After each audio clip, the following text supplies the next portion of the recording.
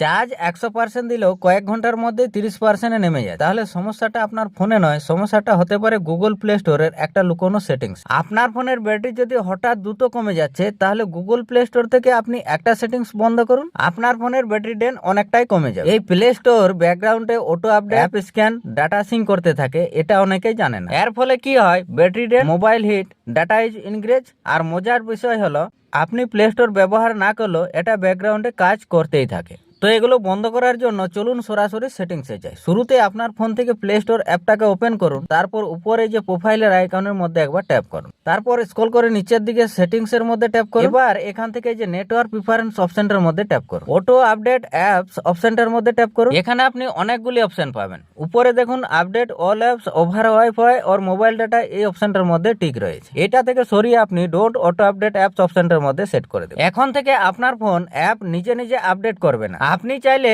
Wifi manually update করতে পারেন। এবার এখান থেকে ব্যাক এসে দ্বিতীয় গুরুত্বপূর্ণ কাজটি করুন। তার জন্য ফোন থেকে ফোনের মেন সেটিংস ওপেন করুন, তারপর স্ক্রল করে নিচের দিকে এসে অ্যাপস অপশনটার মধ্যে ট্যাপ করুন। এখান থেকে আপনি ম্যানেজ অ্যাপস অপশনটার মধ্যে আরেকবার ট্যাপ করুন, তারপর এখানে উপরে সার্চ বারের মধ্যে ট্যাপ করে এখানে লিখুন প্লে স্টোর। তো প্লে স্টোর লেখার পর প্লে স্টোর অ্যাপটার মধ্যে ট্যাপ করুন। তো যখনই ক্লিক করবেন এরকম ইন্টারফেস চলে আসবে। এই জায়গাটা হচ্ছে মেন তিনটা গুরুত্বপূর্ণ সেটিং। এখানে আপনার ফোনে স্টোরেজ কতটা নিয়ে রেখেছে আপনি সেটাও দেখতে পাবেন, এবং আপনার ফোনের ব্যাকগ্রাউন্ডে ডাটা কতটা ব্যবহার করছে সেটাও আপনি দেখতে পাবেন, এবং ফোনের ব্যাটারি কতটা ব্যবহার করছে সেটা আপনি এখানে দেখতে পাবেন। আপনি এখানে গুরুত্বপূর্ণ কাজটি করবেন, প্লে স্টোরের ব্যাকগ্রাউন্ড ডাটাটাকে বন্ধ করে দেবেন। তার জন্য ডাটা ইউজ অপশনটার মধ্যে ট্যাপ করবেন। এবার নিচে এই যে ব্যাকগ্রাউন্ড ডাটা অপশনটা দেখতে পাচ্ছেন, এই অপশনটাকে অফ করে দেবেন, দিয়ে ওকে করে দেবেন। এতে প্লে স্টোর ব্যাকগ্রাউন্ডে আর ডাটা ব্যবহার করতে পারবে না। এতে প্লে স্টোর আপনার ফোনের ডাটা আর ব্যাকগ্রাউন্ডে ব্যবহার করবে না। এবার এখান থেকে ব্যাক আসুন, আর একটা হিডেন কারণ আছে, মোবাইল থেকে প্লে স্টোর অ্যাপটাকে আরেকবার ওপেন, তারপর উপরের প্রোফাইলের আইকনে ট্যাপ করে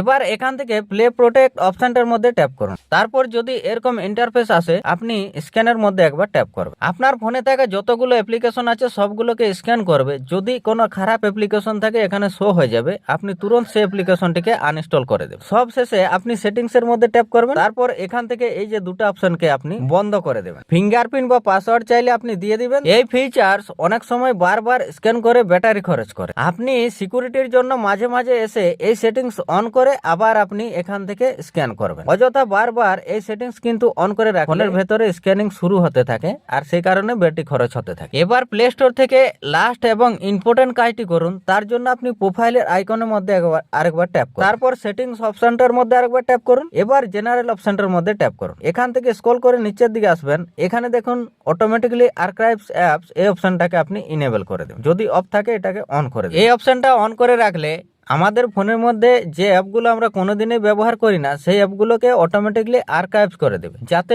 ওই অ্যাপ ফোনের ভেতরে কোনো রকম ভাবে অ্যাক্টিভ না থাকে এবং স্টোরেজ ব্যবহার করতে না পারে। তো এই চারটা সেটিংস বন্ধ করার পর ব্যাটারি ড্রেন কম হবে, ফোন কম গরম হবে, ডাটা কম খরচ হবে এবং ব্যাটারি পারফরমেন্স বাড়বে। ভিডিওটা ভালো লাগলে একটা লাইক করবেন, আর এমন কাজের মোবাইল টিপস পেতে চ্যানেলটা সাবস্ক্রাইব করে রাখবেন, কারণ আপনার ফোনের অনেক সিক্রেট সেটিংস এখনো বাকি আছে। ধন্যবাদ।